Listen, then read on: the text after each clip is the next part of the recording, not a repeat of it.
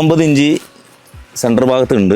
Side ഭാഗത്ത് നോക്കുകയാണെങ്കിൽ 23 inch വരുന്നുണ്ട്. ഇതിൻ്റെ നീളം വരുന്നത് 3 ഫീറ്റിൻ്റെ അടുത്താണ്.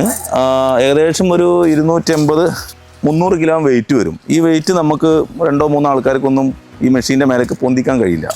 അപ്പോൾ അതിനാണ് നമ്മൾ ഒരു ഓപ്ഷൻ കൊടുത്തിട്ടുള്ളത് മെഷീനിൽ, ഇതിനെ ഓട്ടോ ലിഫ്റ്റ് ചെയ്യാന്നുള്ള.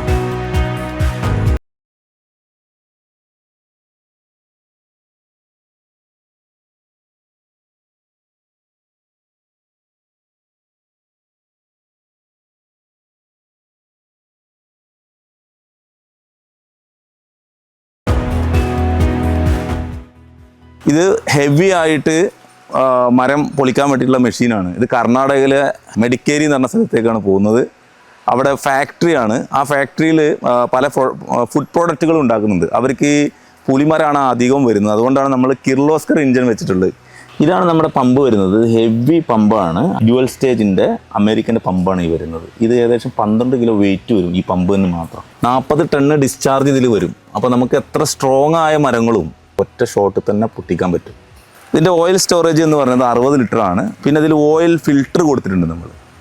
അപ്പോൾ പെട്ടെന്നൊന്നും ഇതിൻ്റെ ഓയിൽ കളറ് മാറില്ല. 2 വർഷമൊക്കെ കഴിഞ്ഞാലും നിങ്ങൾക്ക് ഓയിൽ കുറയുന്നതിനനുസരിച്ച് ഫില്ലാകുന്നല്ലാതെ കറുപ്പ് കളറിലുള്ള ഓയിൽ ഇതിൽ വരില്ല. ഓയിലിൻ്റെ ഡിസ്ചാർജ് വരുന്ന ഭാഗത്ത് നമ്മളൊരു വാൾവ് വെച്ചിട്ടുണ്ട്. ഇതാണ് അമേരിക്കൻ്റെ വാൾവ് വരുന്നത്. ഇത് സെമി ഓട്ടോമാറ്റിക്കാണ്. ഇത് മേലേക്ക് ഇങ്ങനെ ടച്ച് ചെയ്ത് കഴിഞ്ഞാൽ ഓട്ടോമാറ്റിക് ഈ ഭാഗം പൊന്തും. പിന്നെ താഴ്ത്തി ഇത് പൊട്ടുന്നവരെ ഇതിങ്ങനെ പ്രസ് ചെയ്ത് പിടിക്കണം. അതിൻ്റെ ലിമിറ്റ് ഉണ്ട്. ആ ലിമിറ്റ് കഴിഞ്ഞാൽ കൈയെടുക്കും വേണം. പിന്നെ അതിൻ്റെ തൊട്ടടുത്ത വാൾവാണ് ഇതിനെ ഓട്ടോ ലിഫ്റ്റ് ചെയ്യുന്ന വാൾവ്. ഇത് മേലോട്ട് ഇങ്ങനെ അമർത്തി കഴിഞ്ഞാൽ മരങ്ങൾ മേലേക്ക് ലിഫ്റ്റ് ചെയ്യാൻ പറ്റും. താഴേക്കാണെങ്കിൽ അങ്ങനെ അയച്ച് താഴേക്ക് പോവുകയും ചെയ്യും. ഇതിൽ നമുക്ക് ഏകദേശം ഒരു 55 സെൻറ്റിമീറ്റർ വ്യാസം മൊത്തം ഡയമെൻഷനുള്ള